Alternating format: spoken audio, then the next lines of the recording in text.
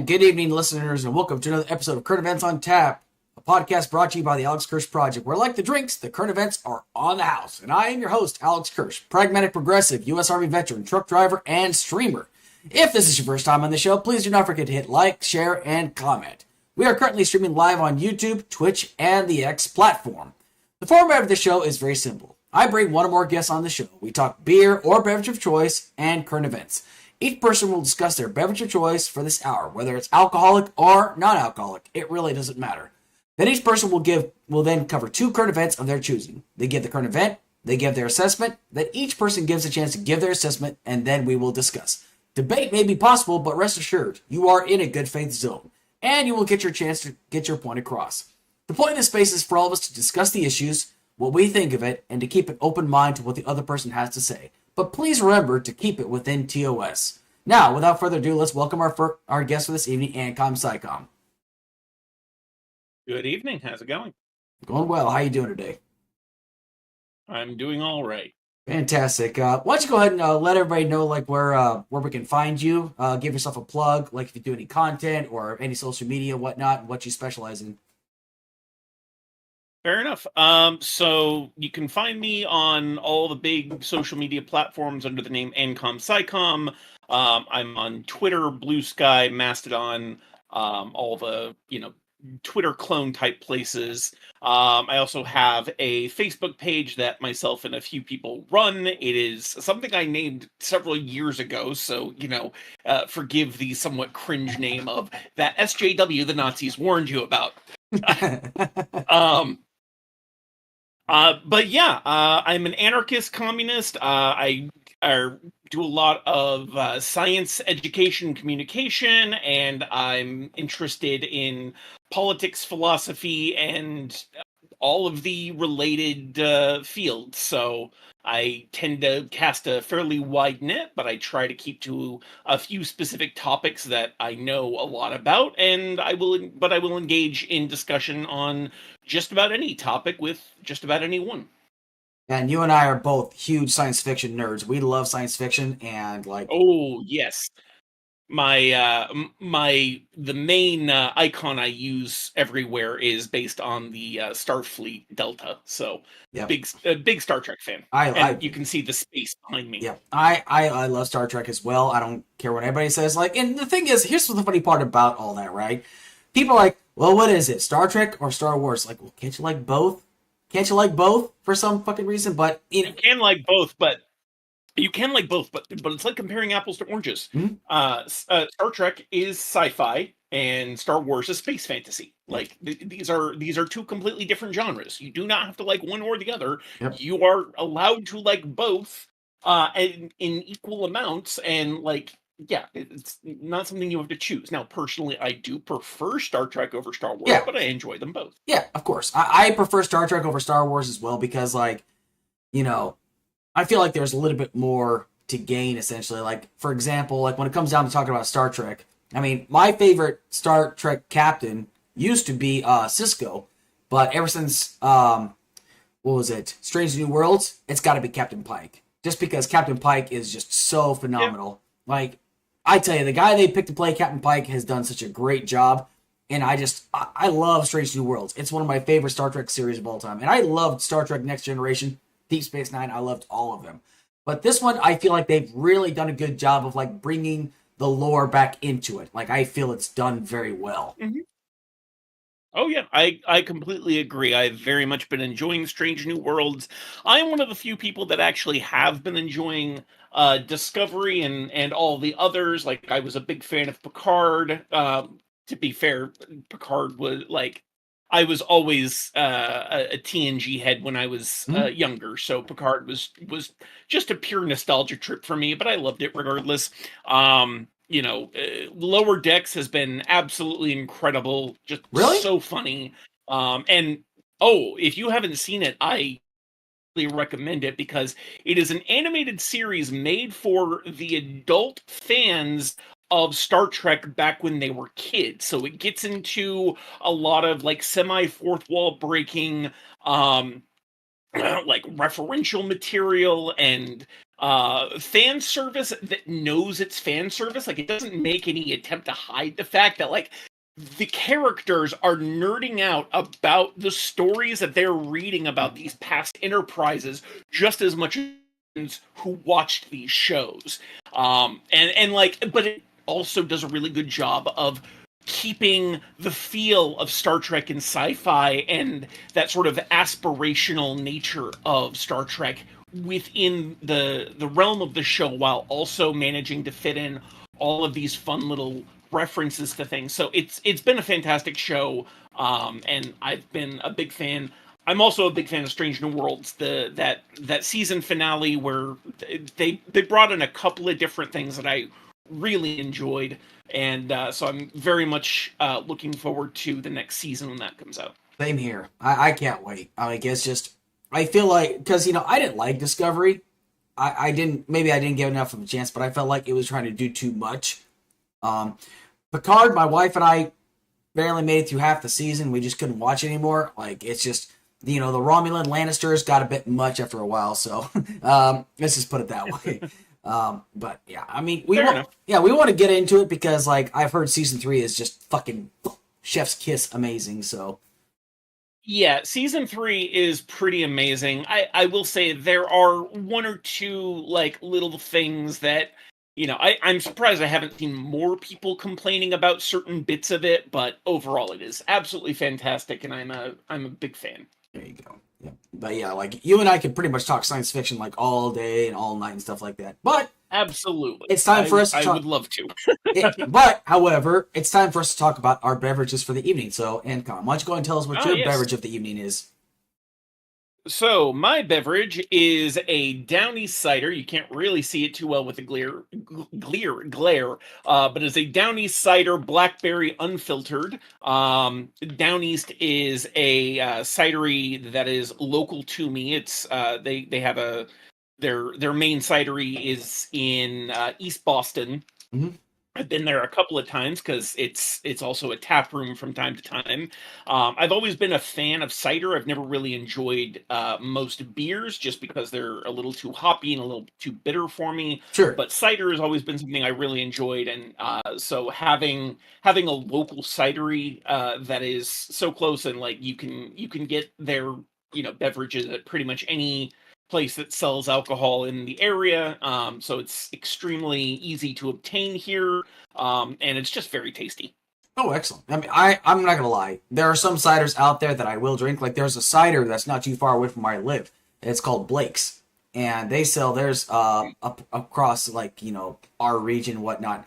They have like one called a Triple Jam, which is really good, but they all have like mango habanero, which is a really interesting flavor. Most people are like, that doesn't sound good, but it's actually not bad. It takes a particular taste though. So, but ciders. People say ciders are bad. I tell you what, though, it depends on the brand you buy. And I gotta tell you, supporting a local brewery and a local cider mill or something like that is awesome. I love that. I mean, I like microbreweries or like small time people that have breweries because like they have interesting creations. Because like there's a Brewers not too far away from where I live, and they have great food and they have great beers. And they have ciders from time to time. I haven't tried any of their ciders though yet, but yeah, I like ciders. I don't care what anybody says. Ciders are great. Yeah, they're delicious. Absolutely. My beer for this evening is Founders Michigan Pilsner. Now, Founders has some really good beers. Okay, my favorite one they have is Solid Gold, but this one is actually not bad. Like, this is it's made with Michigan hops, essentially. It's not too hoppy, though, because like how sometimes hops have that bite to it? It's like, ugh. Kind of like, it just kind of get that pucker face kind of deal. This one, it doesn't have that. It's a very delicious, and like when you look inside of a glass, it's got that beautiful gold color to it. And, I like drinking beer. I mean, I became a beer snob after I was stationed in Germany. And I used to be a mixed drink kind of person. So liquors, Red Bull vodka, rum and coke, shit like that. That's what I used to do. But ever since I went to Germany, I became a beer snob. And I love beer. Like, that's why I like to sample different kinds of beers, But that's kind of the reason why I like to do this kind of podcast because, it's very chill. and I want people to bring on their favorite beverage. It doesn't even have to be alcoholic, but I just want this to like kind of set the format of like how cool and chill it's going to be, you know, no drama kind of deal. So if that makes sense. Yep. Absolutely. Yeah, no, I enjoy having a drink occasionally. I've never been much of a drinker, but like, you know, on occasion I will have a drink, and you know, when I do, I like it to be something that's, you know, fairly sweet, kind of a fruity tone to it. So ciders and you know, other things of that nature have always been my go-to. Absolutely. Absolutely. Well, cheers to you tonight, AnCom, and we ready to get this party started? Cheers. Indeed. All right. So, first topic. On the 15th of April, the Supreme Court and this is the main Supreme Court, they refused to hear the case of McKesson versus Doe, which was the primary focus of protecting the First Amendment right of political protesters. However, after further review, the Supreme Court decided not to hear the case because they believed they have sufficient standing already with the First Amendment for the rights of protesters, and they don't need to reiterate them, essentially. Now, the precedence of McKesson versus Doe was around the protest of the killing of Alton Sterling that was organized by DeRay McKesson, who's a civil rights activist. Now, during the protest of the death of Alton Sterling, a cop was injured by a piece of concrete. Now, nobody knows who threw this piece of concrete, okay? Nobody's saying that Mr. McKesson threw this piece of concrete. Now, the officer went under the name of John Doe, for reasons I still have no idea why, but he put his name on the lawsuit. Now, when the lawsuit McKesson versus Doe came to a federal district court judge, it was going to it got tossed out under First Amendment rulings, essentially, right? Now, Mr. Doe appealed it, and it was then heard by the Fifth Circuit Court of Appeals, which presided over some of the most conservative laws in Texas, Louisiana, and Mississippi. Now, it's believed to be one of the most conservative courts in the country, essentially. Now, initially, I thought that Texas and Louisiana and Mississippi had just banned mass protests, but that was a misinterpretation on my part. That's not what happened. Now, they ruled that due to the attack on Mr. Doe, McKinnon is not covered by the First Amendment. Now, this is only two Fifth Circuit Court judges that ruled upon that. Now, the ACLU and McKinnon took this lawsuit to the Supreme Court, and then they were the ones that ruled that there was no need to hear this case. The First Amendment is, you know, there for a reason. Now, the ACL rules that the Supreme Court has not struck down the right to peacefully assemble. Now, again, this was my fault for reading this and misinterpreting this and not verifying the source. Now, Vox kind of put out a piece that was a little bit hyperbolic, and I think it was at the same time, it was just to get clicks.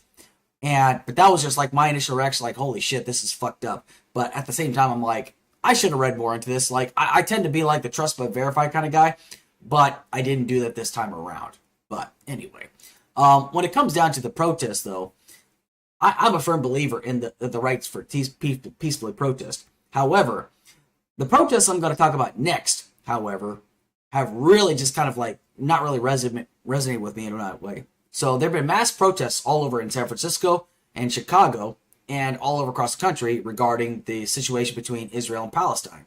Now, people have been chaining themselves to 55-gallon drums that have been filled with cement. Now, this is how it worked, right? They drilled a hole in the side of the barrel, right, of the drum, and they put a piece of PVC pipe. And then they stuck their hand in there and handcuffed themselves inside of there, and then they filled it with cement, so it weighed about 300 pounds worth of cement. And they ended up blocking off Interstate 880 in Oakland. Now, they pretty much did this on the Golden Gate Bridge. They did this on Interstate 880. And in Chicago, they basically blocked off people from getting access to the airport. These aren't the only protests that have gone on, though. Across the world, you've seen people desecrate paintings. You've seen people do all kinds of crazy shit, all because they are protesting the war in Gaza. Now, the main topic about this is, like, I think we should talk about as to whether, do protests like this really do anything? Is there anything that they're really accomplishing? Because I feel like when you block off lanes of traffic, especially people that are trying to get out of, like, Chicago O'Hare Airport, right? They've got somewhere to fucking be, right? And you've got people that probably believe in your cause. They understand that this is a fucked up situation. And I've talked about this many, many times. What's happening in Israel and Gaza and Palestine is fucking unacceptable. I think that the way Israel's carried it out, while I believe that they have a reason to respond, I think they've gone way fucking overboard. Now, if I was trying to get someplace Like, for example, if I'm trying to get home, or if I got to get to the hospital, and there's a bunch of protesters out there blocking the roads, I'm like, what the fuck are you guys doing exactly? I mean, this is horrendous. I got a sick member over here. I got to get to the hospital and shit, and all you're doing is just pissing me off, kind of deal. And in conclusion, I'm just wondering, what is it they hope to accomplish by blocking off all these roads? It hasn't worked for the Black Lives Matter protests. It hasn't worked for any protests. You've got people in the state of Texas that say, you know what, I'm just going to run these fucking people over, which I think is completely unacceptable. The only time you should ever run anybody over is if your life is in danger and you've got no other option, essentially. So, Ancom, go ahead and give me your thoughts on this whole thing. So, my thoughts on this is that in order for a protest to have an impact, it needs to cause some pain. And unfortunately, in the case of protests of this nature, where the people who are making the decisions about, or making the policy decisions related to, what and how the U.S. is interacting with the conflict between Israel and Palestine. Unfortunately, they need to make big moves in order to make sure that this remains visible. Because I think if the media tended to have its way, the amount the amount of news on this front that we hear would be much smaller and probably tend toward a bias toward Israel rather than toward the people of Palestine. And so I think because of that, the sorts of protests of blocking traffic and generally making yourself a massive nuisance to the powers that be is probably the only way to actually bring about any sort of effective action, to get those powers that be to actually do the things that we would like to see them do, as opposed to as many of these sure argue, as opposed to supporting the genocidal actions of Israel within Gaza. So personally, I see these actions as justified and likely to be effective. The issue is going to come when this problem remains for a long time, because these protest movements, due to lack of organization and more a response to, or a spontaneous response to a certain chain of events, tend to fizzle out pretty quickly. And so these sorts of actions only last a short time, and that's why I think you see the sorts of failures that you do, as you mentioned, like in the Black Lives Matter movement, where there was a big uprising for a short time, and then because there was a lack of any real organization on the back end, it kind of fizzled out, and now people only remember kind of the worst, the optically worst events of that movement, rather than what it is they were trying to fight for, and actually trying to bring about change. So something like this, I would want to see a lot more organization, and at least in my area, in the Boston region, I do see a lot of organization. There's been an organized BDS movement in the region for several years now, who have been involved in multiple protests outside various businesses. Like Puma has their headquarters here. There have been a number of protests in front of Puma. Elbit Systems, which is essentially the Lockheed Martin of Israel, it has a U.S. headquarters, I think, in Cambridge. And they have multiple contracts with the U.S. military, as well as various police departments. So there have been protests surrounding all of these things. And while the effectiveness of these protests probably hasn't been that great, it has been an organized and ongoing,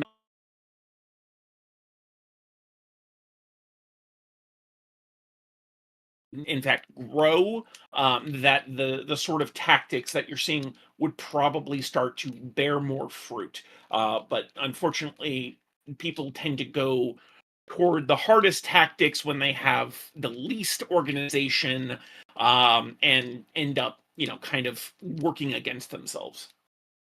I hear you. I mean, I'll put it this way, inconvenience. Yeah, I mean, when I say it's gonna be irritating, it's gonna have alienated people towards your cause. Like, I still stand by that. But the thing is, I always stand by this as well. I'll take a peaceful protest or over a violent rally any day of the week.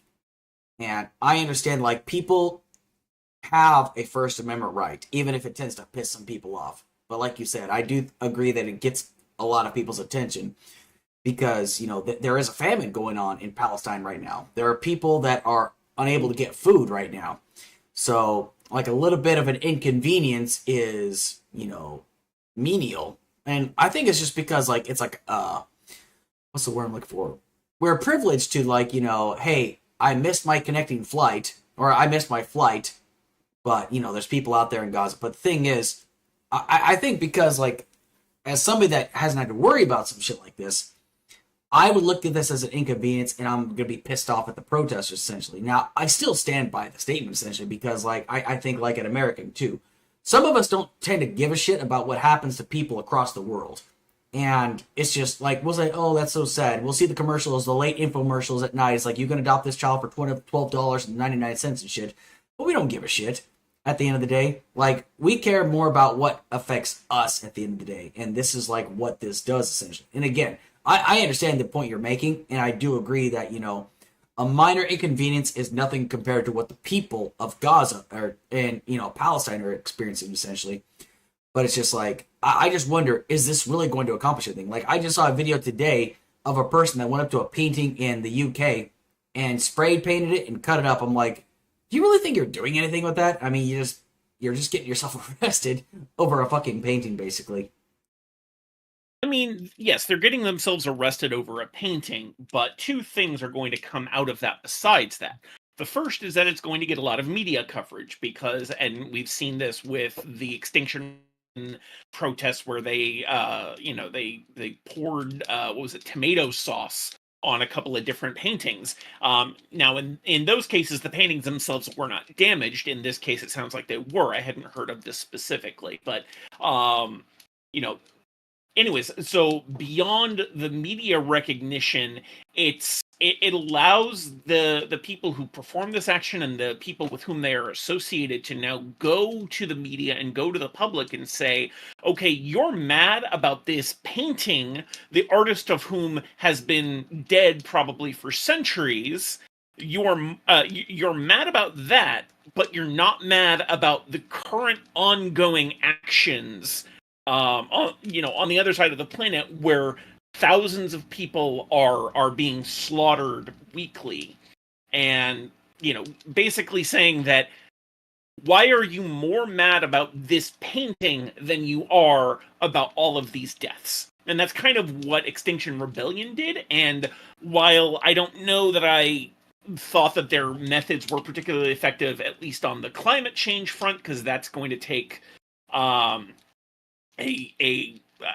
think an order of magnitude greater political will to actually take action on than the situation in Gaza. I still think that, like, if it's getting people thinking about the disparity between the perceived injustice of a painting being defaced or destroyed and thousands of lives being being wiped off the planet because this colonialist regime has decided that it no longer wants to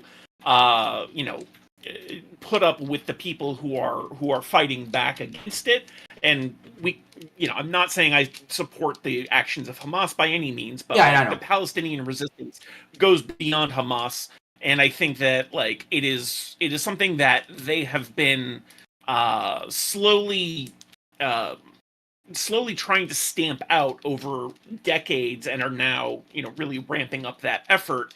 And I think that this is just another way to make people aware of what's going on, because some people will stick their head in the sand and just ignore what's happening. But then you have these actions of blocking freeways and keeping people from getting where they're going. And yeah, unfortunately there will be times where this affects people's ability to access critical services, like getting an ambulance to the hospital. But I think that those make the actions that much more impactful. And while it is unfortunate that we have to go this route of having a negative impact on hundreds of lives through these protests, I think that we've gotten to the point where this is the only way that we can get people to sit up and actually listen. And so because of that, I think that this is, if not completely justified, at the very least, it is understandable. Yep, and I see that point of view too. I 100% see it. And again, I don't want to make it seem like I'm a little wishy-washy, but it's just like, I support people's rights to protest. And once again, they haven't burned anything down. They haven't attacked any businesses. They haven't burned down any cities or any city blocks or anything like that. They just cement themselves to 55-gallon drum barrels. That's about it. I mean, they probably paid for that concrete themselves.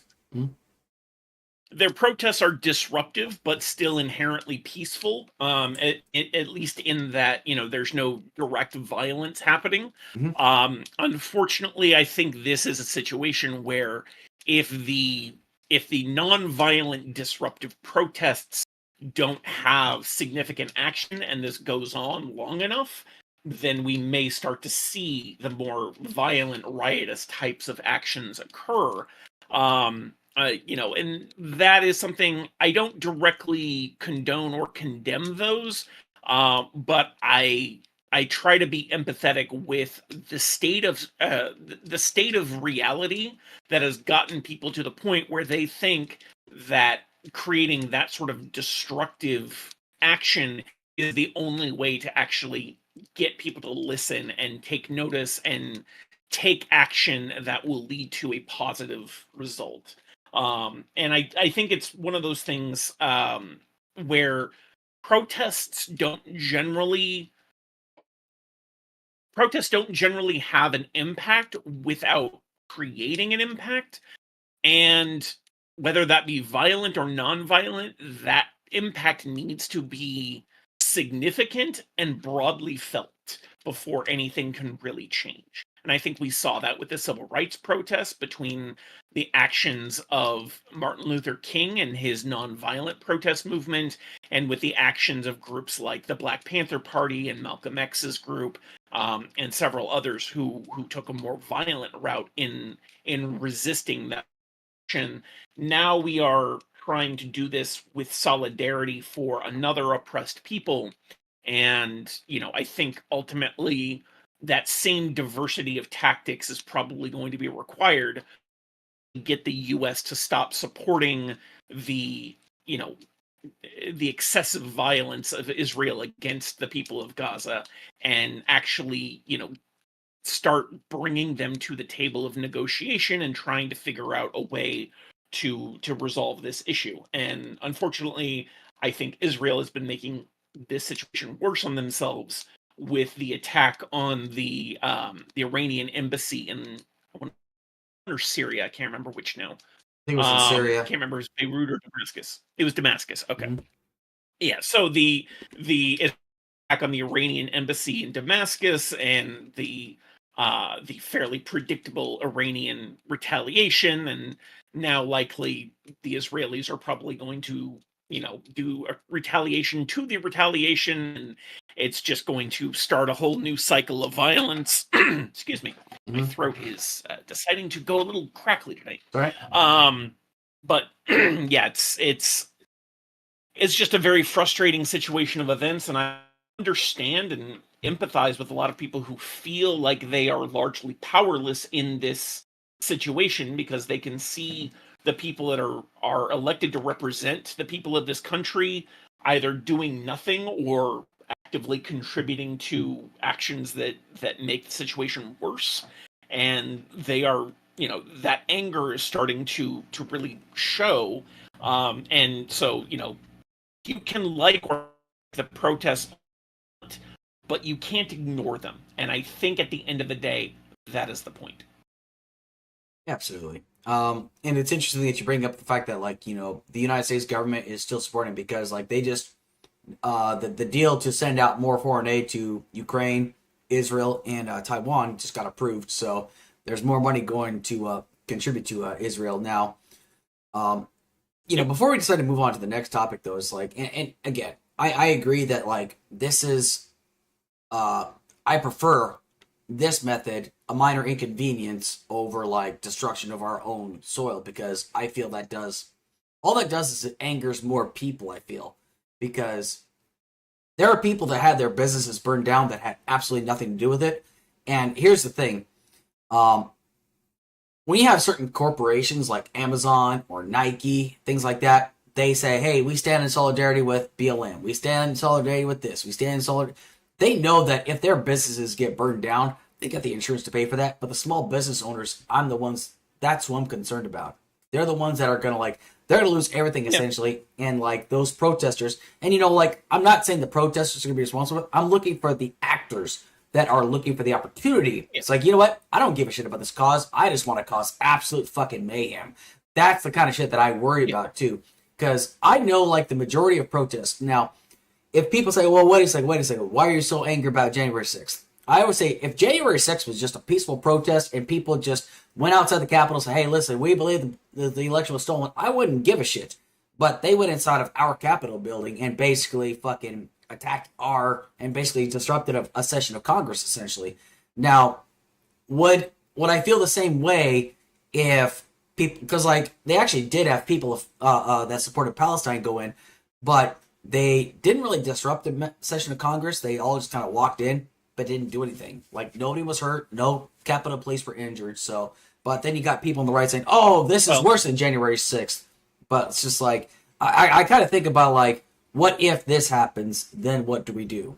And it is worth noting that they did technically disrupt a session of Congress. It's just that the congressional representatives had concluded that session and evacuated the building prior to making their way in. But yeah, I don't think that anyone who's saying that these protests, like blocking of a bridge or blocking of an interstate on the way to an airport, are worse than where actual violence and actual death occurred, and entering, and all of these other actions that we have direct video evidence of taking place. I don't think it makes sense to say that it's worse than that, but I also don't think it particularly matters. A lot of people will try to use that sort of comparative analysis as little more than a scapegoat, saying that, oh, well, it's worse than the thing that everyone's getting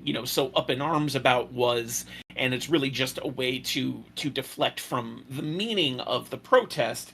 If we were to, when people were talking about how January 6th was worse than the January 19th protests in 2017, they were effectively doing the same thing. So, I think that if it is a tactic that doesn't make sense when it's used against you, then how does it make sense when you're using it in support of your own situation? Unless there is, some material fact that makes it different, which I don't think in this case that it is. J6 was an organized protest. Blocking of interstates is an organized protest. So, like, in either of these situations, it's effectively the same thing, except that in these cases, no real harm has come from this, as far as I'm aware. Or if harm has happened, it has been as an indirect consequence rather than a direct consequence. But like, I think people are missing the forest for the trees, as it were. Okay, yeah, that's a fair assessment to make. So, anyway, do you have any more thoughts about this, or do you are ready to move on to your first current event? Yeah, we can go ahead and move on to my first one. So the first one is there is a group of transgender veterans, the Transgender American Veterans Association, or TAVA, filing a lawsuit in federal court to compel the Veterans Administration to cover surgeries, specifically gender affirmation surgeries, which they have thus far refused to do. This is actually, as I understand, the second lawsuit of this sort. I'm not in. Oh, okay. So yeah, the first one was due to a delay, and this particular lawsuit is now just as a result of straight up denials. Um, so yeah, I don't have a lot more to say on this. I think that it should be fairly obvious that the VA, should be funding these sorts of surgeries. We have significant amounts of evidence that these sorts of surgeries, in addition to other forms of medical treatment, are effective at treating gender dysphoria, are effective at improving mental health and long-term well-being for transgender people, and like the fact that they are denying this is just an absolute to use a little colorful language, it's bullshit. So much so that I spilled myself just now. But yeah, it's bullshit, and I think that this, if I were the one, making the decision on this, it seems like an open and shut case to me. The VA has specifically said in the past that, not just said, they have covered transgender care in the past for, multiple veterans. They have said that, let's see. Yeah, VA estimated in 2021 that about 4,000 trans veterans could qualify for surgery. So the fact that they are doing an about face on this point in such a short time, it seems very strange to me. I don't know necessarily that. Well, actually, no. I can read that here. Okay, so that's even more confusing.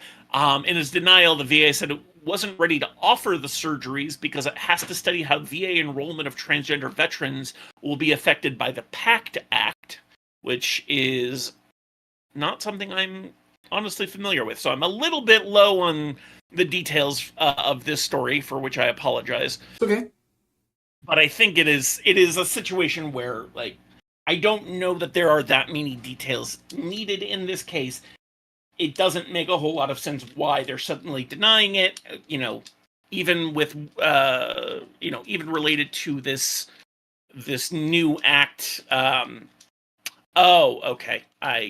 Yes, I actually do remember that promise to address comprehensive toxics. Yeah. Or basically the burn pits. What they call burn pit. Yeah. Yeah, but unfortunately it seems like perhaps some anti-trans portions of that bill may have gotten passed along with it. So just frustrating all around. So the PACT Act is something that I believe is a good thing because, my father was a Vietnam veteran, and it took years, and I think he had already passed before as a result of multiple myeloma from a result of Agent Orange from his time in Vietnam. And I'm just glad that legislation like that got passed for the PACT Act. It's something I was very, very, very, very passionate about because, I did not want, because I go through cough drops like it's fucking candy, basically, because, I have scarring in my lungs. Now, it's service connected for me, but I got, a big old goose egg for it, but I'm going to appeal that eventually. But when it comes down to, the issue of trans, now, I covered with issues before, but, I have a friend of mine.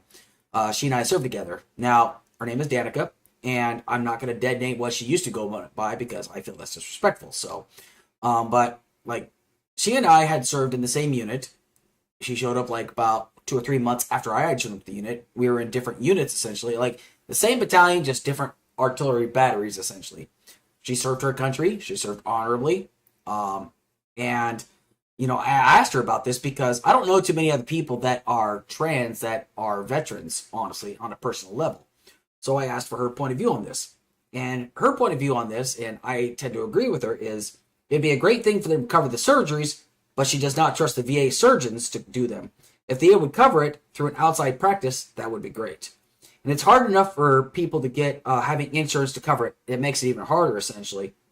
And it's not like you just go to a surgeon and get it done. It takes over a year and letters from 2 different therapists. And one from a doctor says you've been on HRT for a year or given a medical reason why you're not able to do the hormones, essentially. So it's already a tricky situation. Now, there are trans people out there. They wait years to get like this gender affirming care, essentially. And, you'll always hear these people say, oh, well, they're just crazy. There's something wrong with them. There's nothing wrong with them. It's sort of like, I feel like the best hypothetical that was ever given was when Destiny and Rob Noor were having this conversation. And Destiny's like, imagine if you were born in a woman's body, but you just believed that you were a man.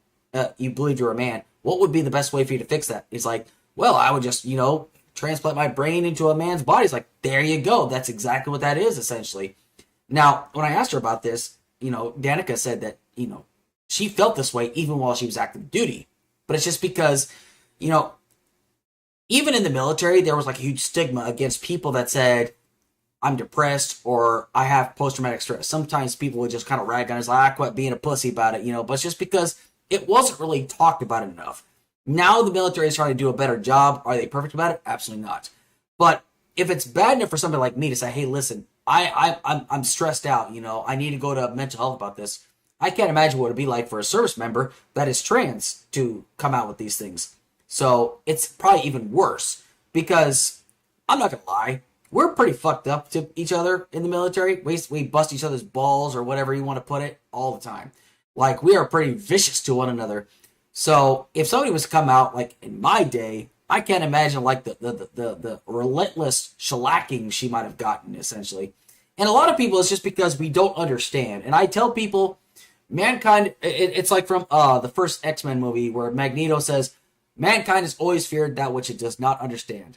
I feel that's 100% correct, even to this day. People are terrified of that which they do not understand. That's why we are... Actually... Huh? Oh, sorry. No, that's okay. It reminded me of a line from the original 80s Beauty and the Beast.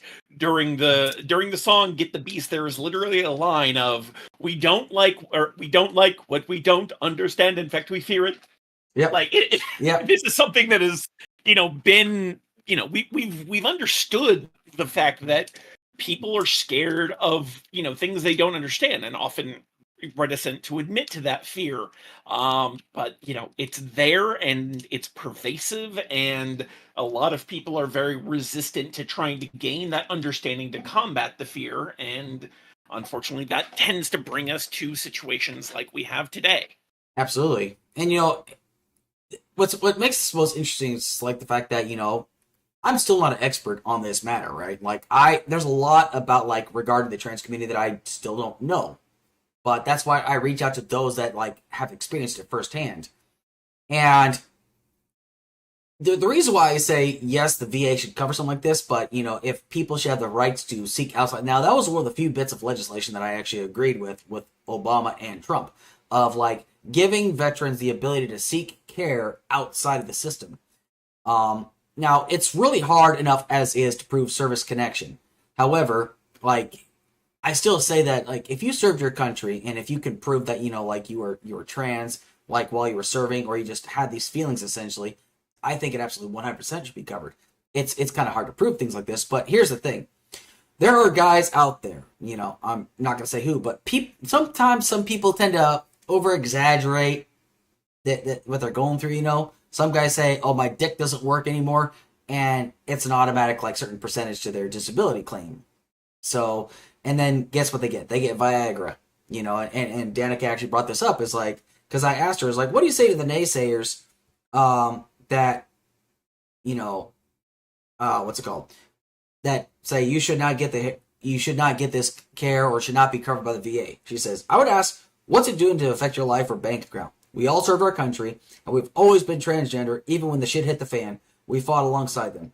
I think we earned the care from the VA just as they have. They say no to gender-affirming care, then why do they need to cut off their? Then we need to cut off their Viagra because that's gender-affirming care to fix your male problems. I agree. It's a 100% true statement, and people can say whatever they want to, but here's the thing: if you're going to say, like, somebody like me, right, deserves every bit of VA care because I served my country, well, why can't you say the same thing about a trans person that served in the military? Because less than 3% of the entire population of this country has served. And to say, no, I don't understand you, therefore you shouldn't get that kind of care, you're basically just, saying, go fuck yourself, I think you're weird, and I don't understand you, and I'm just going to ignore your entire service, the fact that you serve this country, but you don't have the right to be who you want to be, essentially. And of course, I know people are going to get in the ways like, well, what does this mean that, you're going to have furries that serve in the military? Then soon they're going to be like, listen, we're not talking about furries, okay? We're not talking about furries. We're talking about people that are trans. It's a very real thing. And people like to say, well, the American Psychological Association said this. Okay, the American Psychological Association changes because there was a time when they said being gay was a mental disorder. Guess what happened? They updated and said it's not a mental disorder. Same thing about trans. I would say it's there was a time when they considered women being on their periods was part of a mental disorder. Exactly. But like when you look at a situation like this, right? You look at somebody that I'd say it's worse to not allow somebody to kind of transition. Now, there's been a lot of talk. Now, there are certain content creators out there that are trans that explain why they haven't gotten their surgery yet, and it makes sense. Like, and I'm talking about the bottom surgery. It's because some doctors fuck it up. Some of them, like, will remove, like, the testicles and the balls and whatnot, and the dick and balls, and there's no more feeling down there, which can really be psychologically traumatizing, right? Because you can no longer engage in sexual intercourse and you'll have no feeling down there. That would be kind of fucked up to think about, honestly. Like, if you were a man who could still get an erection and you could still engage in intercourse, but you just felt nothing from it, you'd be like, what the fuck is in it for me, essentially? Like, you feel like you've got nothing left. Because we're primal beings. We still enjoy sexual intercourse. Let's be honest with that. But, like, for somebody that feels like, I want to get this taken care of because I really want to feel like my true self, essentially. But then you lose that. It makes sense as to why they would go into a depressive state, essentially. I mean, like, I feel like it's better to help somebody, especially those that have served this country, to get the care they need. And it's something that takes a long period of time. It's not like I wake up in the morning like, oh, I guess I'm going to be a woman today. It's not how it works. And people seem to think that's exactly what it is. They just think, people wake up one morning and it's like, you know what? I'm going to be a woman today just so I can go in the bathrooms. It's not how it works. I mean, it's not. And I'm sure there's a lot of people out there that are, like, you remember Jessica and Eve? Don't know the name. Well, Jessica and Eve was the person up in Canada that demanded that a tanning salon give her a bikini wax, essentially. And they said, no, sorry, we're not going to do that. And this person just basically want a tirade, filing a lawsuit after lawsuit.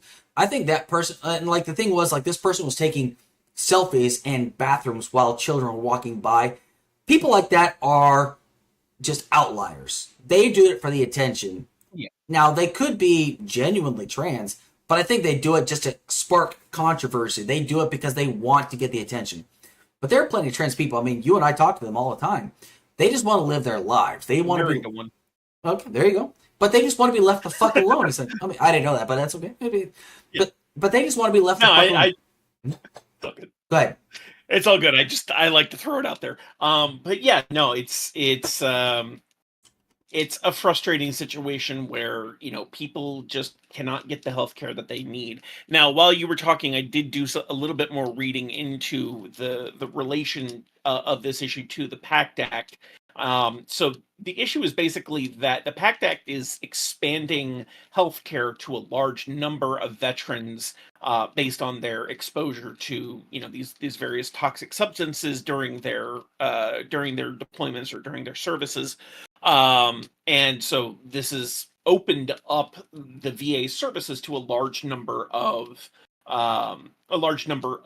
new eligible veterans for these conditions, and that has created sort of a bureaucratic problem where now they have to account for all of these new things. However, the excuse that they're giving for denying these surgeries is basically, well, we need to wait until we figure out the full impact of this new act. And I'm like, you would not do that for any other like restorative surgery. You're not going to wait for, someone whose leg was injured in during a deployment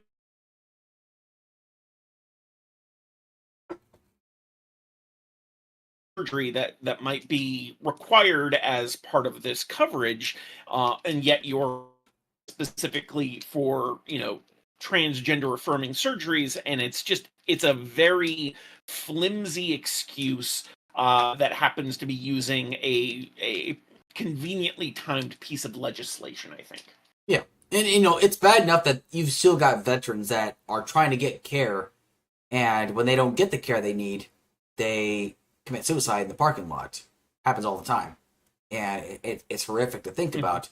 Just think about what you might do to those that, just happen to be trans, that want to get the health care they need, that they deserve. You're just adding to it. I mean, and it kind of goes back into the whole thing. It's like, well, you've got person A over here, a cisgendered man, served 20 years in the military, or like even 5 years in the military, getting the health care that they need, but they can't get it, and then they commit suicide. But if a trans person does it, people are just like, who cares? I think we should care. It's a very serious situation. And it's like I always bring up to people, right?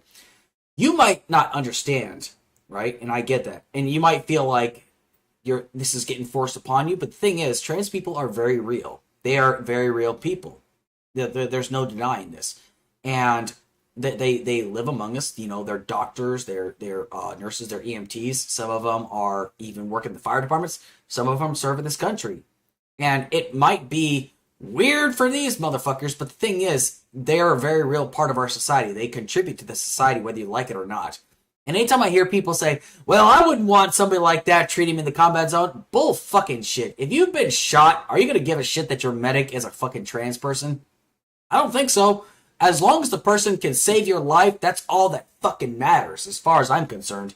As long as that person can do their goddamn job, because I've seen plenty of people that aren't trans, that are like straight, cisgender, however you want to put it, that freeze up at the first, because like it's a traumatic thing to go through.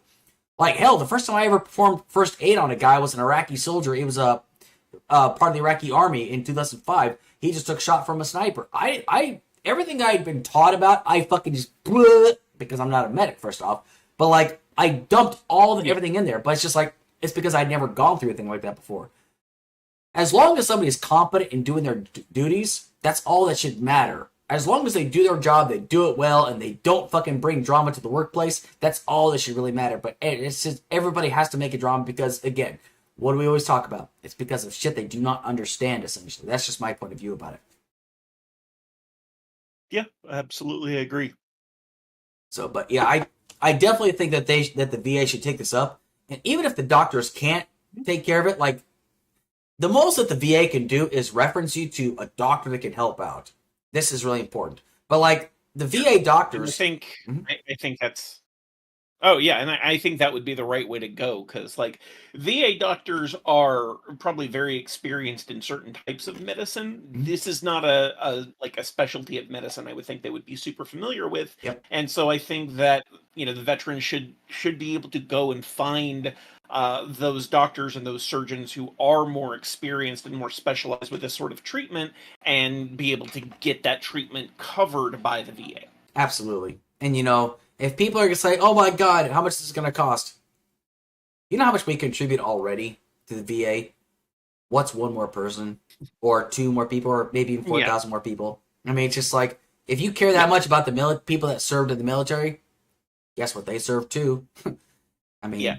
I guarantee you the treatment for this is going to be a hell of a lot cheaper than the ongoing like psychological care that would be required required if you don't do it, and very likely end in even more veteran deaths probably by suicide, unfortunately. Yep. So I think in the long run, the price tag is going to be a lot cheaper to just cover it than to have to deal with the consequences down the road. And if people are that worried about like healthcare, well, we need to remember something. We spend more in healthcare than the entire world does, and yet for some reason, our healthcare sucks. Now, if people are going to complain about, oh well, if you make healthcare for all, Katie Porter from California actually proved that we would save so much more money if we had healthcare for all. Like if everybody had healthcare for all. Hell, a conservative think tank originally came out with a figure back in like 2017, which they made it in their report. They made it sound like this huge, gigantic number of like 32. I think it was 3.2. Oh, hold on. I'm getting my numbers mixed up. Let me just remember this real quick. I think it was 32 trillion over 10 years, which roughly, no, that's not it. 3.2 trillion. That's what it was.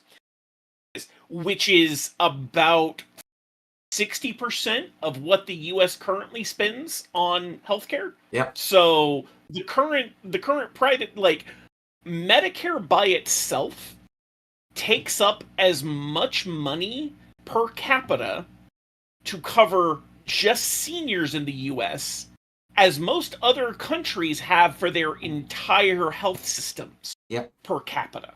Yep. We spend twice as much in this country, sum total, for both private and publicly covered medical coverage than most other wealthy countries do.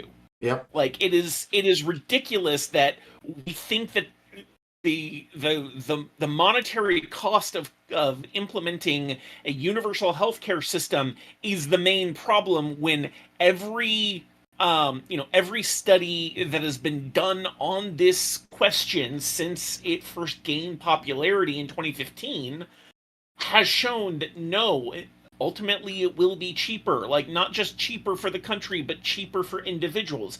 Yes, your taxes will go up, but you know what you won't? Premiums. Yep. And that it's as simple as that. Like, the balance is really going to be the vast majority of people will spend less on their healthcare overall, and we will be a system that is capable of serving everyone and not just those who have a job that provides this coverage or have the money to buy it for themselves. Absolutely. And the interesting thing about that is the fact that when we talk about like how healthcare is really expensive, it's really, really complicated though, right? But it's just, if people are wondering, well, wait a second, how are we going to make sure that we can pay for the facilities? How are we going to make sure how are we going to make sure that the doctors are taken care of? Well, here's the thing, okay?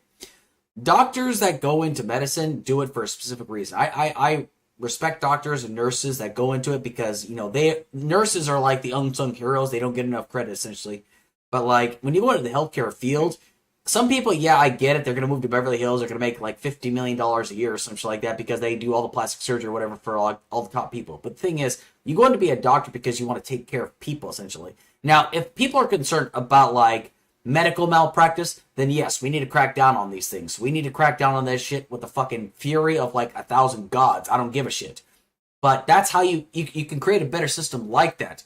Now, if people are worried about, oh, well, you're going to bankrupt the system. You're not going to bankrupt the system. It's already been proven. We've got plenty of countries around the world to reference from. It's just we can't get out of our own way about this shit.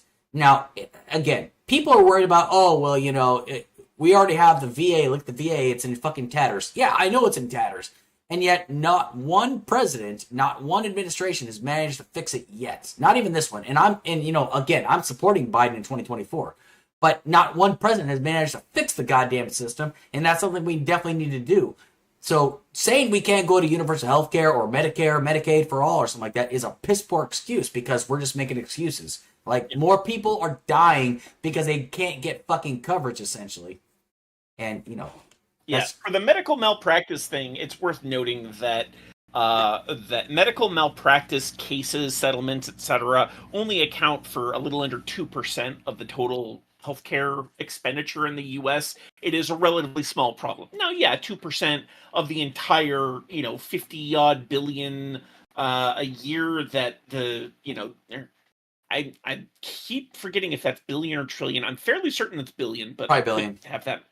Anyways, um, so 2% of that is still a pretty large number, but honestly, like there are far more pressing issues, such as the fact that emergency care, which is supposed to only cover a relatively small percentage of medical care, ends up covering a much larger portion because that is the only way a lot of people can even get health care if they don't have insurance. Because emergency departments have to treat you no matter your ability to pay. Yep. And a lot of the times, people with no other access to medical care go to an emergency department to get their issues treated. By the time they go to an emergency department, their medical issue has already gotten to a pretty significant point that if they had access to preventative care, could have been caught early and probably would have ended up costing a lot less.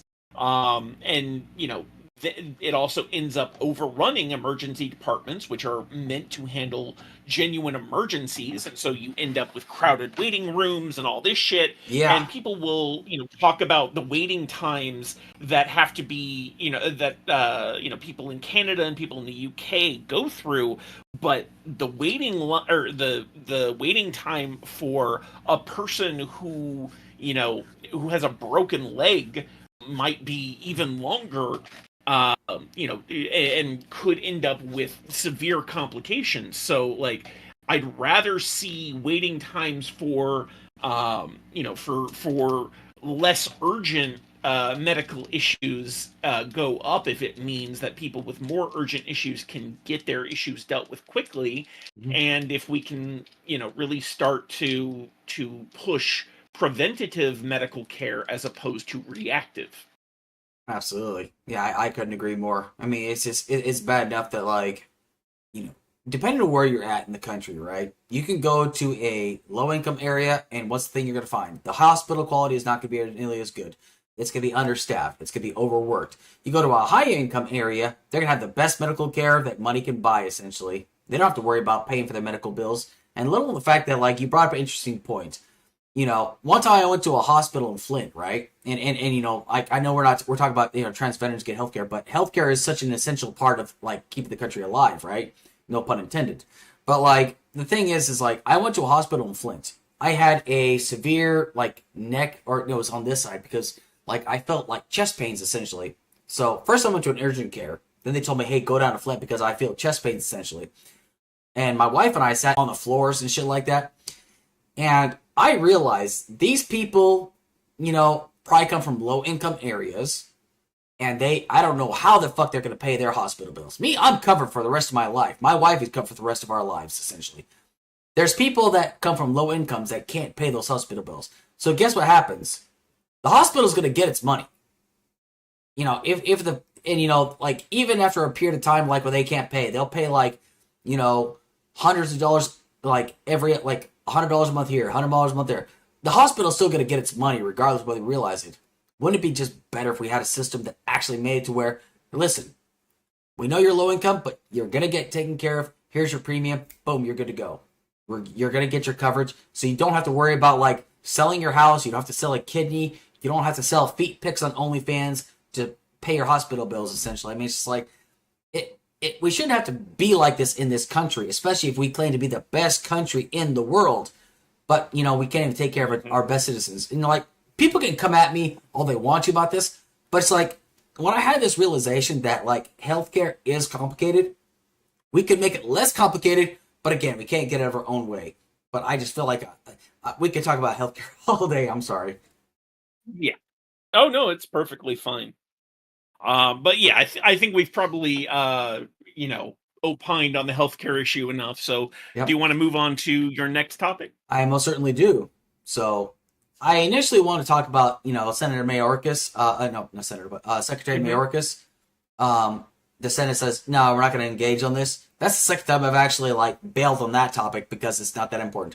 So I am part of, like, my county's Democratic Party. I'm the vice chair, right? And then one person brought to our attention. Now, are you familiar with the Line 5 pipeline? Vaguely, yeah. So, Like there are a lot of different pipelines that mhm, have been, in the news over the last decade or so. So it's a yep, little hard to keep them fair all enough. straight. But I know, I'm aware of Line 5 in addition to a couple others. Yep. So the Line 5 goes through Wisconsin and Michigan, especially in the Upper Peninsula area, right? So the person that Hmm. brought this to our attention, right? I listened to her talk. I was like, why the fuck aren't we talking more about this? But there are people out there, especially like the League of Conservation Voters. No, what's it? Yeah, it's like the League of Conservation. Okay, I can't remember what it was. Environmental conservation. But anyway, what they do is that they specialize in talking about like energy conservation, naturalism, environmentalism, the whole nine. Like not naturalism, that's nudism. Yeah, and you had the name right. Yeah. League of Conservation Okay, Voters. okay. So, but anyway, so the Line 5 pipeline is a 645-mile stretch of pipeline that is owned by the Canadian oil company Enbridge. Now, it was constructed during the Eisenhower administration in 1953. Now, some of the land where the pipeline was built upon was owned by the Anishinaabe people of Bay Mills. I probably butchered that, but I'm sorry. Indigenous people, essentially. Anishinaabe is the Yeah, Anishinaabe? Okay, Anishinaabe is what you're looking for. gotcha. Thank you. Initially, Enbridge came in and says, hey, can we build on your land? We're going to build a little bit of a pipeline here. Now, the Anishinaabe people said, no, you can go kick rocks now. Now, this is just like the Standing Rock people, essentially, right? Now, the reason why this is because, for those that have a short-term memory or doesn't remember this, the Standing Rock people were told, hey, listen, we're going to build a pipeline in this area. Is it okay with you? They're like, fuck no, because if that pipeline, not if, but when that pipeline breaks, it's going to go into our drinking water because that's exactly why you didn't build it in Bismarck because you knew that it was going to fucking leak into the water supply there. So why the fuck would we want to have it built over here? Now, there are people out there that say, oh, well, they just wanted their cut of the deal. I've got friends that live out in that area. They say there was no deal to be made. They were going to build that pipeline whether we liked it or not. And it's like, you're not going to get any cut of the profits, essentially. You'll just give you'll just take what we give you, essentially, which was jack diddly squat. But Enbridge, however, in 1953, had a go around. They decided to go against the wishes of the indigenous and go to the U.S. government. All right. And guess what the U.S. government said? Yeah, sure, why not? Build a pipeline there. It's cool. So the pipeline has been built and has been running since, since 1968. And since then, it has had a total of 33 spills of 1.1 million gallons of oil. And some people are like, oh, that's not so bad. 1.1 million gallons of oil spilling into fresh drinking water. That is a big fucking deal, okay? Anytime we hear about an oil spill into fresh drinking water, think about the plant life that it gets rid of. Think about all the... Hey, awesome. All right. So, where did I leave off on? Let's turn off camera. You were talking about the people saying that 1.1 million gallons of oil spilling into drinking water sources isn't that big of a deal. Yep. Oh, hold on. I gotta turn off my camera. All right. Well, anyway, as I was saying, is they think it's not that big of a deal, but think about all the water and the plant life that gets disrupted and gets destroyed from that oil, essentially, right? All of that kind of plays. It's all connected together. Because if an entire area gets run over with oil and shit, right? And it kills the water life in there, like the fish. And then the plant life dies in there. Just think about how that's going to affect people's jobs. It's going to affect people's livelihood, essentially. Then a little the fact that, if that entire ecosystem is destroyed, there's no coming back from that. Anyway, so Enbridge is insisting that the technology to detect when a leak will occur, and they say they have the technology to see the thickness of the pipes, so in the event that it does fail, they can just fix it right on the spot. Now, Enbridge is at it again, but they want to build a Line 5 tunnel project beneath the Straits of Mackinac. Now, the Mackinac is basically what connects the Upper Peninsula from the Lower Peninsula. And for people that are not aware what the Lower Peninsula is, it's basically you see a map of Michigan. It's the mitten-looking portion, okay? That's the Lower Peninsula. Upper Peninsula is everything above that. Most people think Michigan is just the mitten. It's not. There's a little bit more to it. Now, for the record, the pipeline supplies about 65% of propane demand in the Upper Peninsula, and 55% of Michigan's statewide propane needs and transport up to 554. No, good God. 540,000 barrels per day. Now, Governor Gretchen Whitmer has been a strong advocate in shutting down the pipeline, but there's been little to no change whatsoever, and the pipeline is still in operation. So, what do I think about this? I think it's a bunch of crap. Now, I understand. I know that when it comes down to supplying oil for people across the country, and I know that like oil through pipelines is the safest method as of right now, because by train you've got train derailments. In trucks, if you haul it across different states, there's collisions that happen. I get it. I understand. There's going to be spills all the same. But half the time, a lot of these big businesses, they don't give a flying fuck because, it's just a little bit, they lose a little bit of money here and there. But these guys have been making record profits for the past 5-6 years plus. They don't give a shit. So at the end of the day, if a little bit of oil spills, they're not going to be the ones to go down and clean it up. They'll just come down and make a big PR statement like what happened in East Palestine. They came down and was like, listen, we understand your concerns. We are all with you. Go fuck yourself, honestly. They don't give a shit about the people. They just give a shit about their greatest corporate profits. Now, for the record, I'm not anti-capitalist. I actually support capitalism, but I just want it to be done fucking properly and people take fucking accountability when they fuck up. But anyway, I keep ranting. I'm sorry. Oh, good. So yeah, I was a little confused about this because like I thought that it looked like on the map of the various lines that that line 5 already goes through the Strait of Mackinac. So a little bit confused as to This one's going to go underneath. It's a second line, basically. Okay. It's a second line that they're going to do, so. Yeah. But, like, effectively, my issue here is that, you're right in that pipelines are generally the most economical and typically actually the safest way to transport oil. The problem is that just because they are the safest doesn't mean that they are safe. And that's largely, I think, because these companies don't put enough money into making sure that they're safe in the first place. Like, that's why all of these spills happen, is because they don't put enough time, energy, effort, and money into ensuring the safety of these lines. And these are thousands upon thousands of miles of tubing or pipelining that have to be laid, and it's certainly not an easy thing to ensure all of that is going to be up to a proper standard, but like, you're talking about the lives of millions of people when these things end up leaking, and we know that they usually do at some point. So I think I think it's incumbent upon regulators to really increase the standards by which these pipelines are being built, and then more than that, making sure that the areas that they are going through will have the smallest impact possible. And the fact that they build so many of them through indigenous land, and it tends to be indigenous people who are the most negatively affected by these spills, both on social and like bio-regional health considerations. They need to do a much better job at respecting indigenous rights and ensuring the safety of all of the people that are within range of these pipelines, because ultimately accidents can and will happen. Like, you can't really get around Murphy's Law on that one.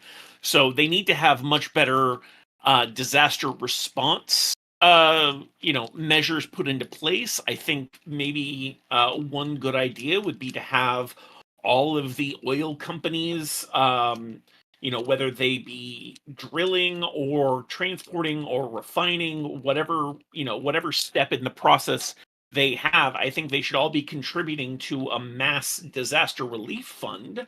I don't know if something like that already exists or not, but I think it stands to reason, based on what we've seen, that what they're doing isn't good enough.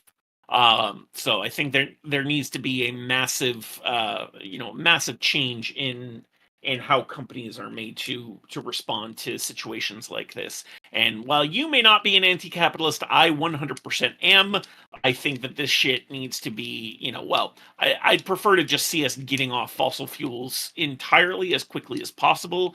Personally, I am an advocate for nuclear, which, despite the bad PR, has far fewer of these sorts of disasters than oil spills do. There's a common thing in news media, which is the more often the less often it happens, the more likely it is to be reported on. Well, oil spills happen all the time. You don't hear about them a ton in the news.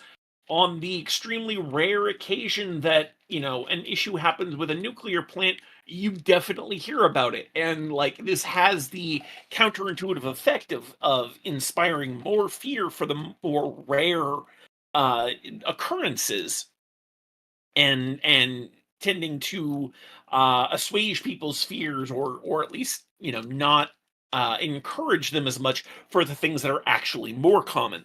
So because of that, and a whole litany of other reasons I could go into about why I support nuclear energy, I really think that needs to be the way that the country, and in fact the world, is going along with various types of renewables. Because quite frankly, the oil issue, besides climate change, just all of these environmental disasters are just becoming, they've been unacceptable for quite some time, honestly. And I think it's coming to a head and really needs to be addressed in a much more serious way than it is currently.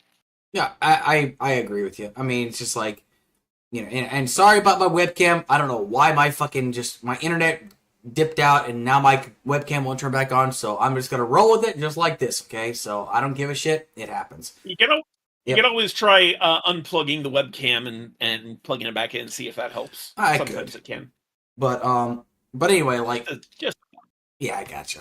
But anyways, like, as I look into this whole situation, right, it's just like,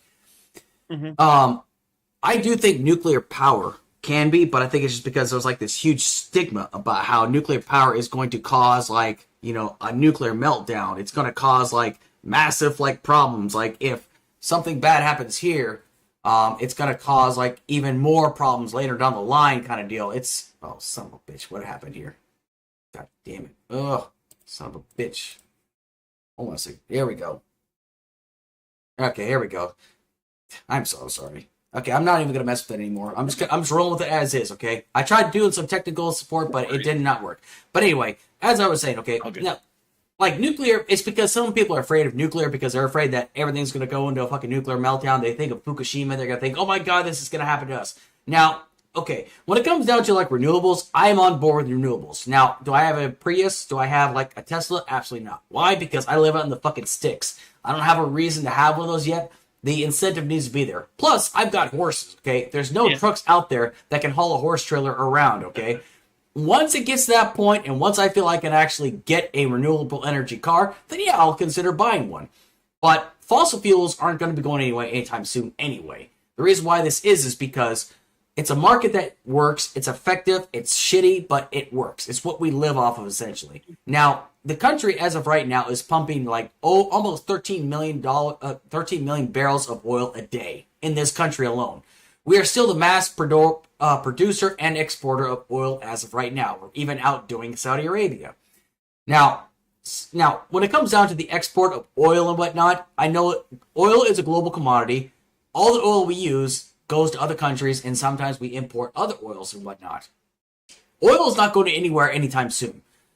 I would love to see like more renewable energy, and as of right now, the Biden administration is doing its part to make sure that, like, renewable energy, you get better tax incentives, you get tax write-offs from it, but they're also gaining and hoping to build like 500,000, like 500,000 charging stations across the country by the end of the decade. Will it happen? I don't know. It's really going to depend on who gets it, how this election cycle goes, essentially, right? Now, the reason why it's important for us to focus upon this, and the reason why I want to talk about the Line 5 is because the reason why this is such a big problem, right? Is because the people that make the decisions to put the pipelines down, right? Their drinking water is not going to be affected. This is the issue. The people that are going to be affected are the people that live in those communities. Now, yes, I understand. The Upper Peninsula gets really fucking cold up there. We are talking like Arctic conditions, essentially. It gets that fucking cold up there. And it'll stay like that for like 6 months out of the year, if I'm not mistaken. They need that propane. They need that heat to stay alive. I 100% get that. But for some reason, we are very reactive when it comes down to heating homes or making sure that the pipelines or whatever they need in order to survive stays on there. It's not, there's no proactivity in there. And I feel like Big Oil is so happy with the way things are because they're making massive profits. They don't give a shit that they're just going to keep going with the system that works the best. That's why this pipeline that's been in place for so long, it's like there's parts of it that I have no idea how bad the conditions are, but some of these things are probably rotted out. They're probably pitted. It's probably contaminated in certain parts. There's probably parts where it's going to break down eventually. But because, like, they say, it's been working fine yesterday, it's probably going to be working fine today. What we need to understand is technology is imperfect. It breaks. My computer, like, as you've seen just now, my webcam fucking went on the fritz in the middle of a stream. It happens. It doesn't matter how much money you throw at it. The system is always going to break in some way, shape, or form. So we got to do better about this. Now, people are wondering, why isn't Gretchen Whitmer doing more about this? Well, there's only so much she can do, honestly. Because I remember a while back, do you watch Last Week Tonight with John Oliver? I do. A few years ago, he did an episode about infrastructure, where in the state of Alabama, there's like hundreds or like, I'm going to say dozens of dams throughout the state of Alabama. Do you know how many inspectors there are of those dams? Not very many, I would imagine, but I don't know the number. 0. Government dam inspectors. Okay. Yeah. And we're talking about like higher than 0. Yeah, I know, but like this was like a few years ago, so hopefully it's been updated since then, but I don't know. But the reason why this is an issue is because we've got people in this country, right? Or like in this state in general, who I don't know how many inspectors there are of these pipelines, but if there's like, there needs to be like people on the outside that have no ties to Enbridge to basically look into this, because I don't expect private institutions to regulate themselves, because we've seen what they do when they regulate themselves. They will send out an investigator, I'm using quotations, but you can't see me, and these investigators are people that are paid by them to say, listen, you're not going to find anything, all right? Okay, yeah, sure, I won't find anything. There's not going to be any issues. Then when it ruptures, I guess the technology just went bad. This is why you need a third party, somebody that has no ties to the company, to say, hey, listen, this is fucked up. You need to come out here and fix this like right away. But I don't know how many inspectors there are in the state of Michigan. I've tried looking it up, and I couldn't find any. It's something I would really, really like to find out. But as much as I would like to say there has to be a better system, as of right now, there isn't a better system. And I might seem like I'm just, throwing my arguments to the wall. But I feel like this is not being talked about enough, especially in my state, especially across other states that have pipelines that run through their towns, that runs by their drinking water. Like, why aren't more people talking about this, do you think? I think at the very least, part of it probably is a certain level of media suppression, in that it is, these oil companies, I suspect work at least in part with the media companies. Often they're, the owners know each other and, they have a certain level of shared interest in making sure that this kind of news doesn't get out, or at the very least stays minimized. So it often tends to have beneficial reasons to keep this sort of stuff suppressed in the by the larger media outlets, and so it tends to only get coverage by smaller groups that are more easily missed or dismissed. Yep. I remember when Standing Rock was going on, actually, they were doing a lot of they would show the footage of the cops' point of view, but very, very little of the protesters' point of view. And Mm-hmm. I was really disappointed, not just with the Obama administration, but everybody that was involved. And I was really glad to see that so many people came out in support of the people of Standing Rock, because Yeah. this is their water, drinking water, essentially. And if people say, "Oh, you're just being a bleeding heart," no. I mean, would you? There have been times like where we have consistently ignored the wishes of the indigenous because I don't know, maybe it's because we just think less of them for some reason. Not like you and I, but like we're talking about the U.S. Yeah. government, because like, and these people are going to make massive profits off of these things. But like, what really bothers me about this whole situation is like, once again, if I was to build a pipeline and these guys, these CEOs, these major corporations, if I was to build a pipeline in their backyard, they'd probably lose their shit and they'd probably take me to court. But guess what? They can afford the attorneys because they make millions of dollars. So do their attorneys, essentially. And I'd probably get my ass roasted in there because my attorney probably makes minimum wage for most other attorneys. But these guys, they got attorneys that went to Stanford, Harvard, Yale, all these law schools, these bigwig law schools, and make a fuck ton of money, essentially. And that's like, that's why, like, when people have criticisms of capitalism, this is what they point to, and I get it. I understand it. So, that's just my point of view. I like slight tangent I want to address. I don't think it's necessarily a bad thing to be called a bleeding heart because, well, first of all, that's kind of what hearts do, pump blood. So, you know, a bleeding heart is pretty standard. But like, what they're trying to say is that, like, oh, you're caring too much about other people. I'm like, since when is that a bad thing? What? Yeah. It's never made sense to me. I'm like, okay, so I care too much about other people. In what way does that invalidate my argument? It's such a bullshit criticism. And like, we have a huge responsibility that so many people decide to just completely ignore or dismiss or even, even argue that we shouldn't have this responsibility to, to not or to stop fucking over indigenous people, something that we've been doing for 400 years. Wait, hold on. 1492, no, 500 years. Had to do a little math there.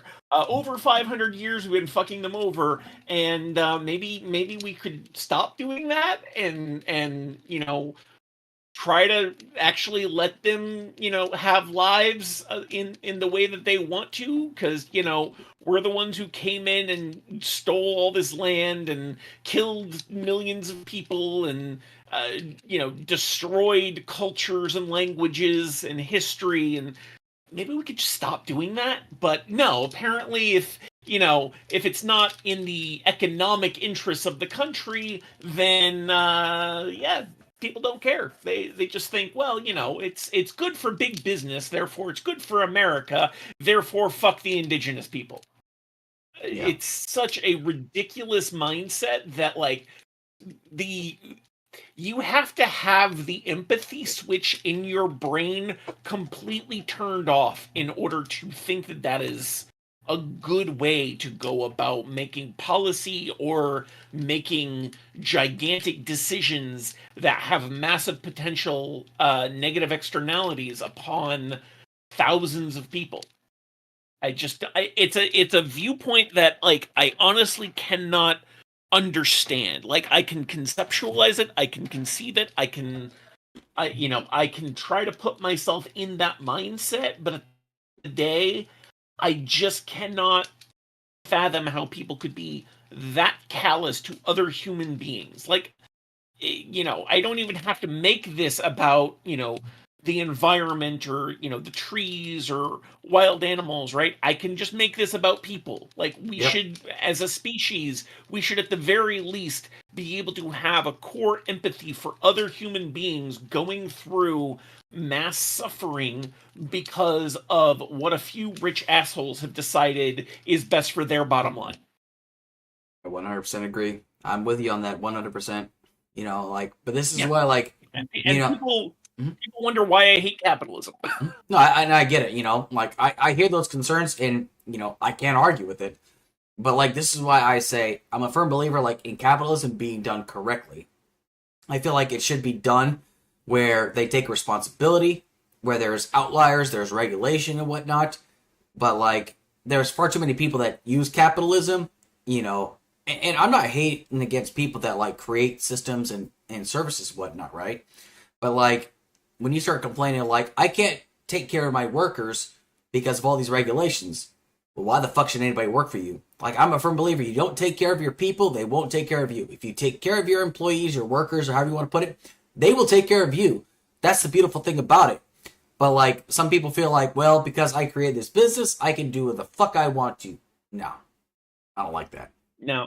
See, and that's where I think one of my biggest issues is, sure, an individual may have started with an idea and created a business, but you know in the vast majority of cases, they're not the ones who brought that idea into fruition. It is the people they hired to do the necessary labor to bring that idea into fruition. Those are the people responsible. So there's a difference between having an initial idea and doing the work to make it into a reality, and far too many people think that these are the same thing when they are demonstrably not. And this is why, at the very least, at the absolute minimum, if we can't get rid of capitalism, we should be, moving toward a more cooperative model of running a business. Right? It's fine that someone, came up with an idea and it happened to be a successful idea that a lot of people wanted. That's perfectly fine. But I think the people who put the actual labor and time and energy and like parts of their lives to turn that into a reality deserve just as much of that recognition and just as much of the fruits of that success as the owner, right? I don't think that this should be limited to an owner. I don't think people should be limited to a particular wage for what they're doing. I think that all of the interested parties, all of the people who actually did the work to make this into a reality and to make this enterprise successful should be able to share in the fruits of that success and to share in the decision making about how to further increase and expand that success. It should not be limited to one person or a board of trustees or a handful of shareholders. It should belong to everyone who does the work to make that happen. I hear what you're saying. Yeah, I hear what you're saying. So, I think we've kind of really nailed on this topic as well. Like we've addressed environmental concerns. So, why don't you go and give us your last topic for the evening? Yeah. So my last topic is about Google, or rather its parent company, technically Alphabet, having terminated 28 employees for them protesting the contract between Google and the Israeli military, Project Nimbus. It's actually a contract awarded to both Google and Amazon to supply the Israeli government with various cloud services. But these workers who are part of a group called No Tech for Tide, performed a protest in front of the Google campus, and have now been fired for that in a direct act of retaliation. And I think that, something like this, I think that the fact that they can simply fire people for what is effectively just, effectively exercising their First Amendment rights, the fact that it happened to be done on private property and it happened to go against certain employer policies, I don't think is a justified reason to fire them for this. Like, I do not think that companies should have the ability to decide that people can't protest something that they're doing without just losing their job. I think that is an utter travesty, and I think at the very least all of these employees should receive some sort of compensation for having been fired so suddenly. I would suggest that they should get their jobs back. But honestly, if these people are this upset that they're willing to risk their jobs over over what the business is doing, then they probably don't want those jobs back in the first place. So I think at the very least they should get some form of compensation for having been fired, because that is just utter bullshit. Like, this feels like it's going along with a precedent that is basically you aren't allowed to you are not allowed to seek a redress of grievances from your employer. We can do it for our government, but we can't do it for the companies we work for. What kind of bullshit is this? Like, that is not the American freedom I was taught. Now, mind you, I personally think that American freedom more often than not is a lie. But like, if we're going to tell this to ourselves, let's at least nut the fuck up and adhere to it, for God's sake. So I looked a little bit into the story. Now, the only thing I really didn't. My take on it. Yeah, the only thing I really didn't understand, like as far as like the story's concerned. I don't know if I lost you. Oh, do you hear me? Can you hear me at all? Can you hear me now? Can you hear me now? Can you still not hear me? Maybe your mic is now. I saw you go mute and unmute there. I don't know if maybe your mic started fritzing out on you. Give me a second. Son of a bitch. Let's see.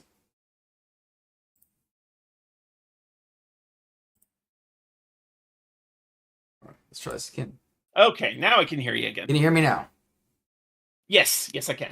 All right. This is really irritating. Okay.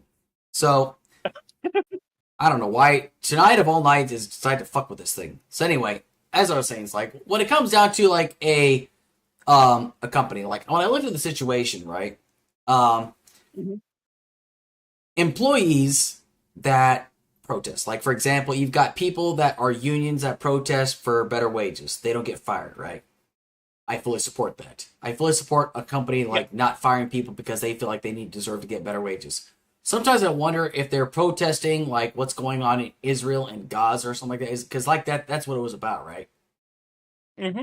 Yeah, it was specifically a contract with the Israeli government for certain cloud services supporting the development of military tools by the Israeli government.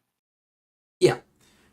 So my issue is like, it seems very inconsistent because like I've seen streams and like, videos and debates talking about like whether anti-Zionism, anti-Semitism, and the comment section is completely turned off from it, right? And like there are times like where I see like it's like a no-no subject. You're not supposed to protest against this and such. Now, we've already got a problem with anti-Semitism in this country as is, right? And I feel like this, and I feel like in a situation where like if you can't be critical of Israel and stuff like that, you could lose your job. I think that's a problem. Yeah. Because I feel you should be critical of anybody. Now, when it comes down to like working in a private job, if there's like a policy in place, you're not supposed to do this, okay, fine. You need to accept it, and then you sign off on it, and then you do it, and then you get fired. Yeah, that sucks. It is what it is. But I wonder if there's any real consistency with this company, though, with Google. Because Google is one of the largest search engines across the country, across the planet, probably. And I just wonder if there's something like a little bit underlying in there.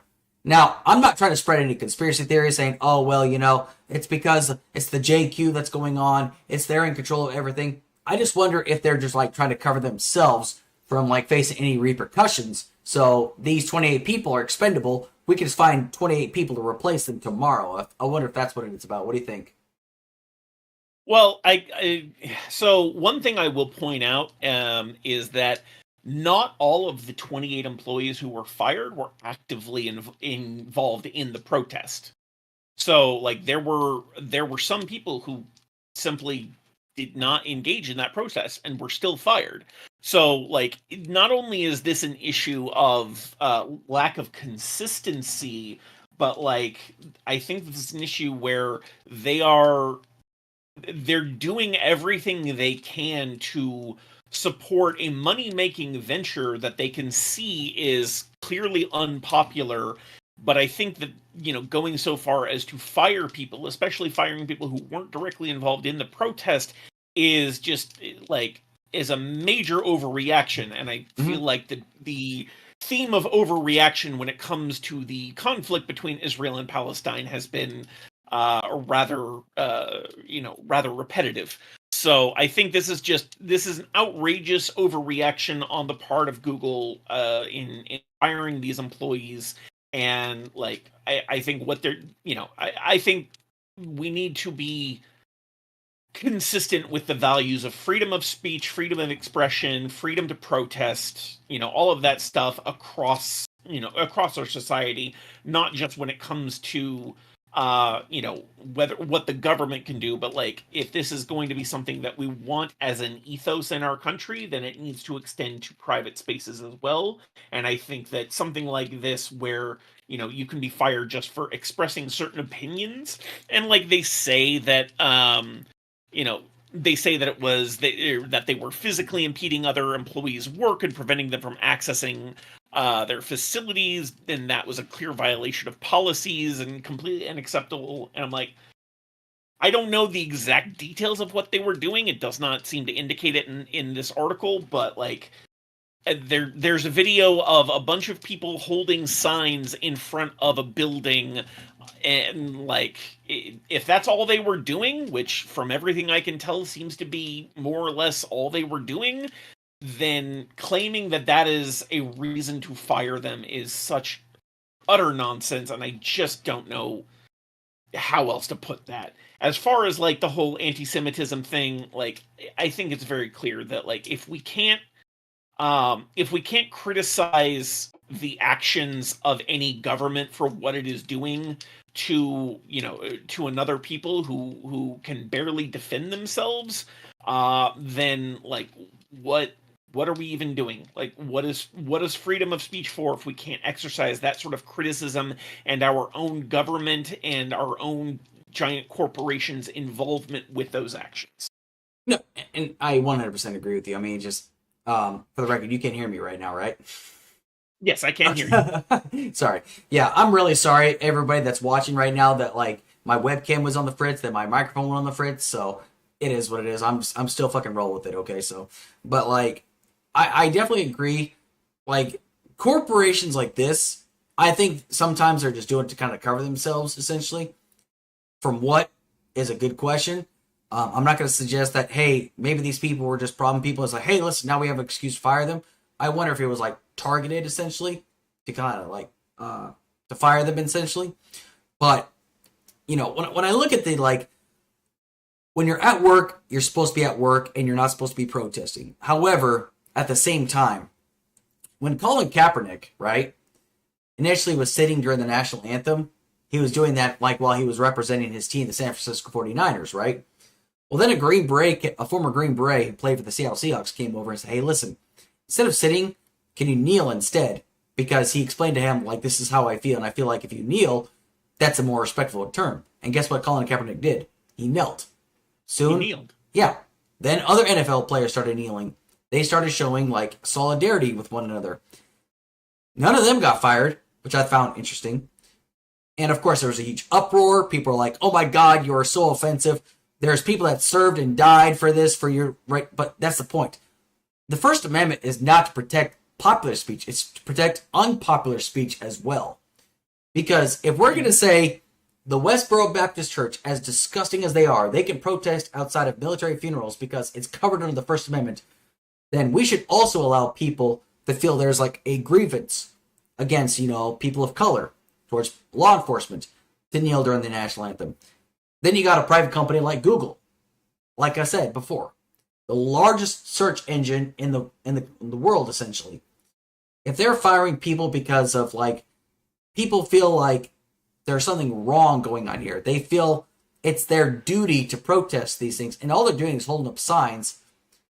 I mean, Google, show some consistency here. What exactly was the point of this? I feel like these people were blocking access to other people. I think that was just kind of a cover-up based upon what you're saying. Because if all they're doing is holding up signs, then, yeah, it's bullshit, essentially. Because, like, and I have to remain consistent. if people peacefully protest, that is their right to do so. If a company decides to fire them, and it's kind of a bullshit reason, yes, the people have a right to sue, say, hey, listen, I was unjustly fired from this. However, the only thing is like, and I'm not saying I agree with this, if Google basically has their legal jargon saying, well, listen, you've agreed that you're not going to protest and take part of any protest while you're on company time, they're kind of shit out of luck then. Yeah.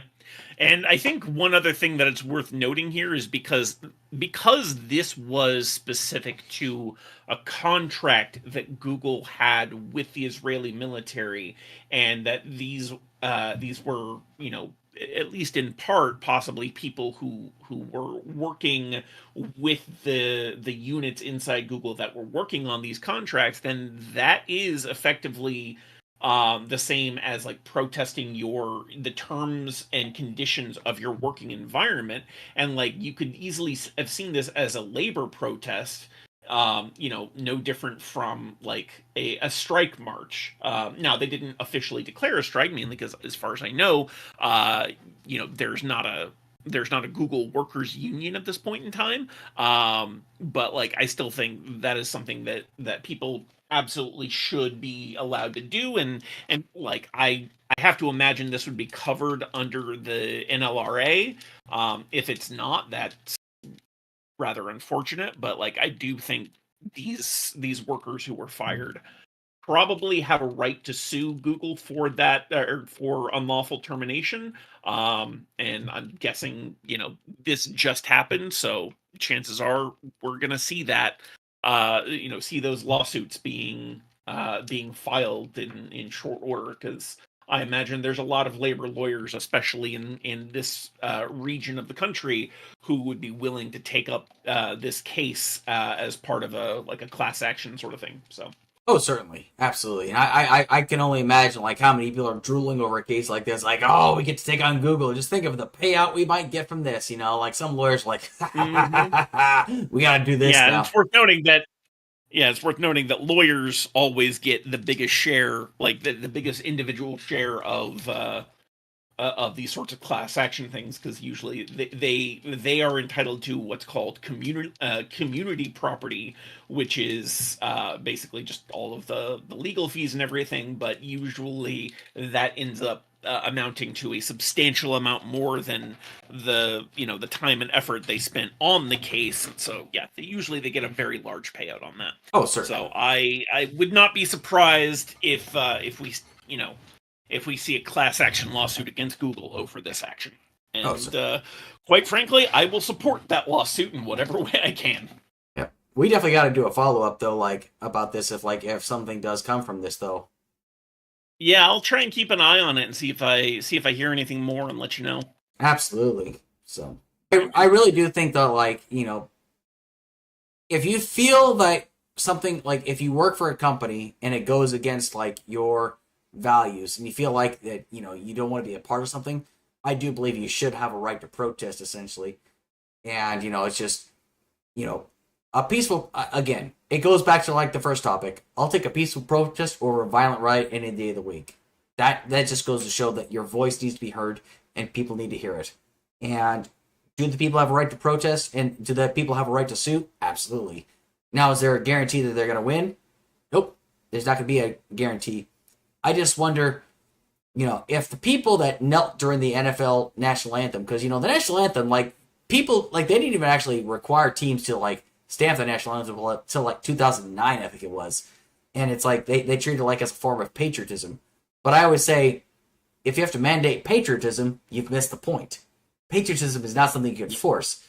Same thing as, like, forcing people to go against their conscience in a company. No one should be forced to do so.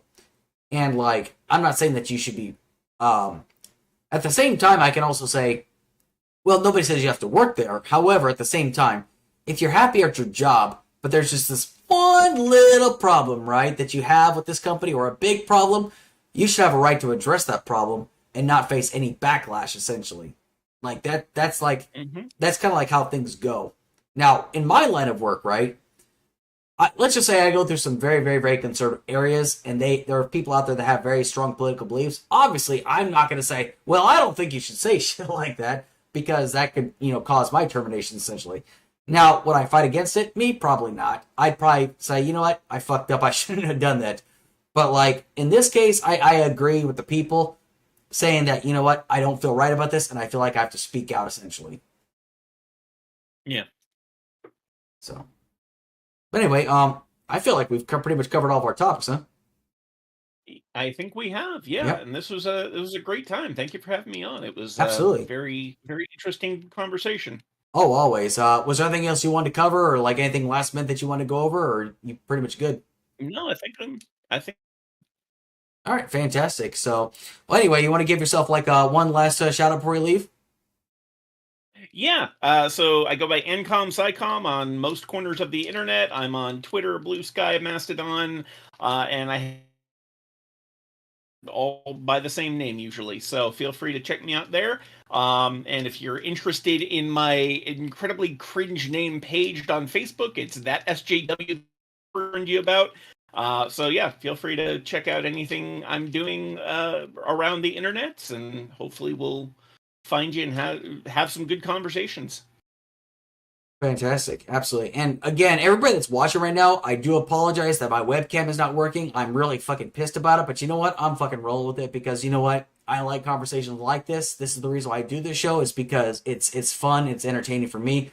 But I'm gonna find out what the hell's going on here. I wonder if it's just like my internet just went to shit. So, but yeah. Well, anyway. Oh, so I covered cycle here some Discord. What happened today in the house? We would talk about that, but that wasn't on the topic of discussion. But Rich, feel free to reach out to me, and so we can schedule a time for you to come on as well. So, but anyway, Ancom, thank you so much once again for coming on. I really appreciate conversations like this. This is why I like doing this show, because it's not about the blood sports. It's not about the drama. It's just about talking about issues that we feel aren't getting talked about enough, or issues that we feel we need to get our point of view across. And that's why I like doing this show. And so, once again, thank you so much for coming on. Absolutely. Thank you for having me, and have a great night. All right, y'all have a great weekend. Enjoy the rest of your time. Take care.